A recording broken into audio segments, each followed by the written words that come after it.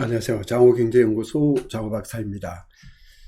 경제를 쉽게 풀어나가는 장호의 10분 경제. 여러분도 10분만 투자하시면 1년 후에는 경제를 보는 시야가 굉장히 넓어질 겁니다.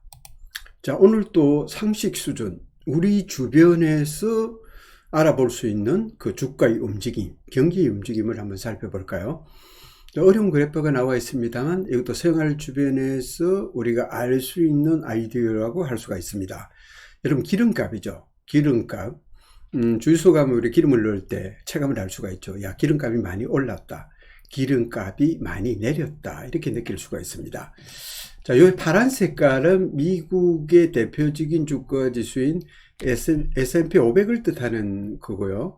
이 주가라는 것은 또 경기를 나타내는 거죠. 그죠? 주가가 올라간다는 것은 경기가 나름대로 좋다. 이렇게 해석해도 괜찮을 것 같습니다. 그런데 이 오일과 저 기름값과 주가는 어떤 관계에 있을까 한번 살펴보도록 하겠습니다. 그림에 보는 바와 같이 이렇게 주가가 올라갈 때는 이 기름값도 막 올라가네요. 그 다음 또 주가가 올라갈 때 기름값도 올라가고 이런 상황이 계속되고요. 그 다음 우리 팬데믹 때 한번 볼까요? 팬데믹 때 보면은 엄청난 상황이었죠. 앞으로 세계 경제가 굉장히 어려워진다 해서 주가는 하락하고 기름값도 이렇게 떨어졌습니다. 기름값이 떨어졌을 때 이때는 굉장했죠. 배럴당 거의 뭐 10불 가까이도 갔고 그 이하도 간 적이 있습니다. 굉장히 이 기름값이 하락을 했습니다. 이 오일값이 하락한다는 건 어떤 뜻입니까? 자동차도 물론 덜 타게 되고 또 어떻습니까? 자동차도 덜 타게 되지만 일단 공장 가동이 잘 되지 않으면 기름을 덜 쓰게 되겠죠. 그럼으로써 실업률이 발생하고 경기는 점점 어려워지는 지경이 됩니다. 그래서 유가가 이 정도 하락을 했다는 것은 전 세계 경제의 침체를 알린다. 이렇게 볼 수가 있겠죠. 그런데 다행히 우리가 팬데믹 이후로 주가는 이렇게 회복되면서 기름값도 엄청 이렇게 올라갔습니다. 그런데 문제는 기름값이 너무 과도하게 올라 버렸어요. 기름값이 너무 과도하게 올란 구간, 여기 거의 뭐 어떻습니까? 110불, 뭐 120불에 근접하는 이런 경우가 됩니다. 여러분, 기름값이 오른다는 것은 무슨 뜻입니까? 기름값이 많이 올랐다. 그죠? 원유를 수입할 때, 그죠? 수입 비용이 더 커지죠. 그 다음 두 번째로 뭡니까?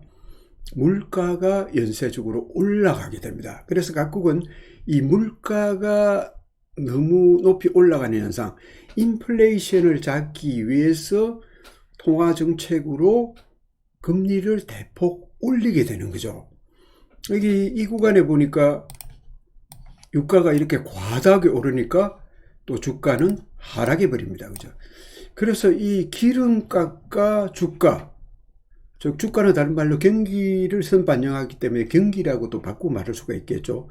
두 개의 관계는 같은 방향으로 간다. 그러나 과도하게 올란 구간에서는 인플레이션이 발생해서 물가가 더 올라가기 때문에 경기는 좋지 않은 방향으로 나아가더라. 이렇게 우리가 해석을 할 수가 있겠죠.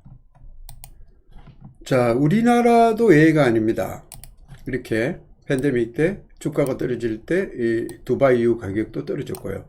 우리나라는 중동산 두바이유를 한 70에서 80% 이렇게 수입에 사용하고 있습니다.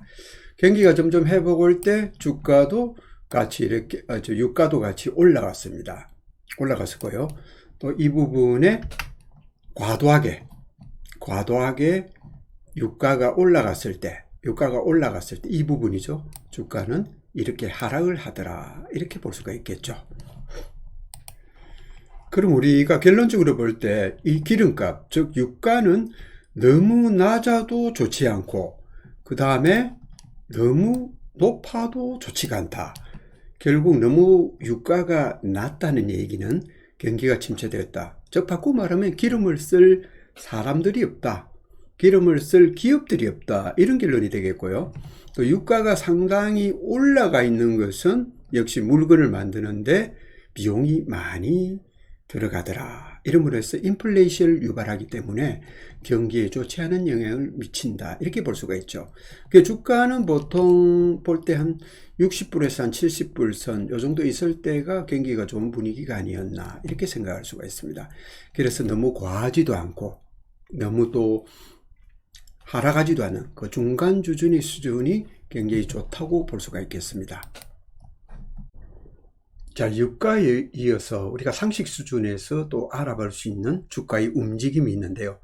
바로 금리입니다. 바로 이자율이죠.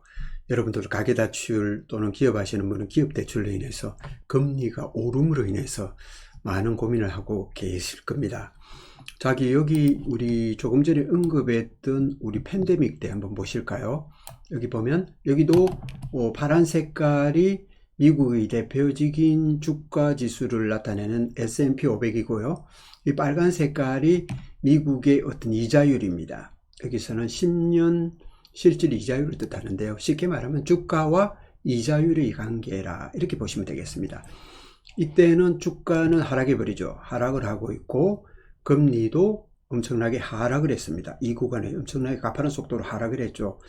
이 방법은 어떤 방법입니까? 통화정책으로서 금리를 인하시킴으로 인해서 대출을 받기 쉽게 만들고 그러므로 해서 그 낮은 대출 이자율로 가게에서도 대출하고 기업도 대출을 많이 일으켜서 투자를 유발해서 소비를 촉진시키기 위하여 시행하는 정책이죠.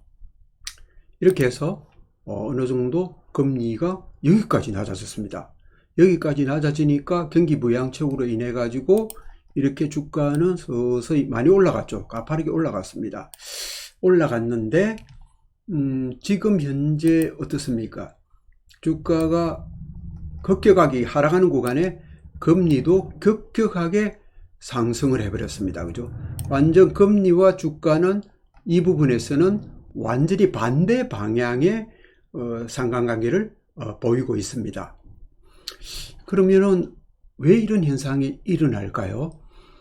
그동안 돈이 많이 풀리다 보니까 돈이 너무 흔해졌어요. 흔해졌는데 흔해지고 나니까 물건값이 너무 올라갔습니다.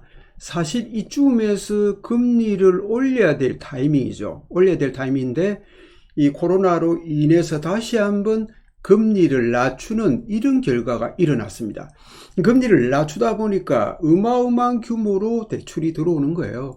대출이 풀려버렸습니다. 그러다 보니까 시중에 돈은 굉장히 흔해지고 물건값은 기하게 되었어요. 바꾸고 말하면 부동산과 주가는 엄청 올라가서 버블이 생겨버린 겁니다. 그래서 이 물가를 잡기 위해서 또 통화정책으로 금리를 올리는 정책을 썼습니다. 금리를 올리는 정책은 어떤 정책입니까? 소비를 억제하기 위한 것이죠. 돈을 빌리기 힘들게 만들죠. 그럼 가계자금도 마찬가지고 기업하시는 분도 돈을 빌리기 힘들어집니다. 투자하기도 힘들어지고요. 그러다 보니까 자연히 소비를 줄임으로 인해서 물가를 억제시키는 이런 역할을 하고 있죠.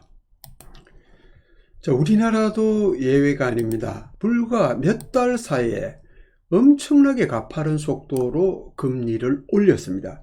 결국 금리를 올리다 보니까 부동산이 많이 잡혔죠. 부동산 가격이 한참 오를 때 그때 할 수 있는 방법은 금리를 인상하는 방법이 가장 유일한 방법이었습니다. 그러나 그때 부동산 가격을 잡기 위해서 금리를 왕창 올려버리면 기존 가계자금 대출을 했던 분이라든지 기업을 운영하는 사람들이 굉장히 힘들어지기 때문에 또 다른 경제의 침체를 가져오는 그런 또 결과를 가져올 수가 있습니다. 그래서 이 금리를 결정하는 이런 한국은행 쪽에서는 굉장히 고심을 많이 하지 않을 수밖에 없죠. 그리고 이 구간을 한번 볼까요? 이 구간을 보면은 어떤 구간입니까? 바로 미국의 금융위기가 왔을 때, 이 금리 속도 빠지는 속도 한번 보십시오. 엄청나게 빠른 속도로 하락을 시켜버렸죠. 하락을 시켜서 경기를 부양시키기 위한 방법을 썼고요. 그것도 이렇게 보면은 금리가 올랐다 내렸다 어떤 경기에 따라서 했는데 이런 급격한 금리 상승은 정말 몇십 년, 한 70년만 정도 우리가 뭐 살아왔던 그 나이보다도 더 급격한 변화를 일으킨 경우라고 할 수 있겠습니다. 자, 상식선에서 알 수 있는 또 다른 주가가 움직이는 지표는 바로 환율이죠. 그죠? 미국 달러에 대비한 우리 환율이 가치가 어떤가? 앞 시간에 조금 제가 언급을 해드렸습니다. 자, 환율이 올라갈 때는, 주가가 올라갈 때는 환율이 하락하고, 보십시오. 주가가 끊임없이 내려갈 때는 환율이 끊임없이 올라갔다. 그죠? 1,500원 가까이 올라갔다가, 요 근래에는 어느 정도 안정이 되었습니다. 그죠? 환율이 올라간다는 거 어떻습니까? 환율이 올라간다는 거, 기업이 실적이 나빠지고 수출을 예전보다는 더 못하게 되는 거죠. 그죠? 외국에서 장사를 해서 많이 갖고 와야 우리나라에 달러가 넘칠 텐데 말입니다. 또 우리가 생활 주변에서 알 수 있는 종합주가지수와의 움직임, 앞에 있었던 환율과 연관이 되는 거죠. 바로 경상수지라는 겁니다. 경상수지는 수출해서 수입을 뺀 나머지 금액을 수지라고 그러죠. 우리가 뭐 수지 맞았다 이렇게 하지 않습니까? 이익이 날 때 경상수지가 나오는 거죠. 그죠? 아니면 적자, 이렇게 밑에 순으로 이렇게 나오는 거죠. 이런 적자 부분이죠. 한 2, 3분기 동안 이렇게 적자가 났는데 지금 올라갑니다. 지금 통계청 통계는 2022년 4분기인데요. 새롭게 시작된 1분기 때 과연 어떻게 흘러갈 것인가에 따라서 주가 움직임을 볼 수가 있습니다. 이렇게 경상수지의 그래프는 정말 코스피 종합주가지수와 너무 흡사하게 이렇게 가고 있습니다. 자, 이렇게 해서 우리가 생활 주변에서 볼 수 있는 금리와 환율, 또 경상수지, 또 여러 가지 등등을 살펴보았습니다. 투자를 잘 하시는 분은 그렇습니다. 아주 전문적인 지식이 없더라도 자기가 좋아하는 분야에서, 예를 든다 그러면은 화장품 가게를 하시는 분은 어느 화장품이 가장 잘 팔리냐에 따라서 그 투자할 대상을 찾는다고 합니다. 미용실 하시는 분은 또 미용실에서 염색약이라든지, 또 마트를 하시는 분들은 자기가 진열한 그 상품 가운데서 어느 것이 가장 많이 팔리는가, 여기서 또 생각을 한다고 합니다. 여러분, 좋은 투자라든지 아이디어는 항상 멀리 있는 것이 아닙니다. 생활 주변 가까이에 있습니다. 자, 장호의 경제 10분 이야기, 오늘은 조금 길어졌네요. 다음 시간 뵙겠습니다. 감사합니다.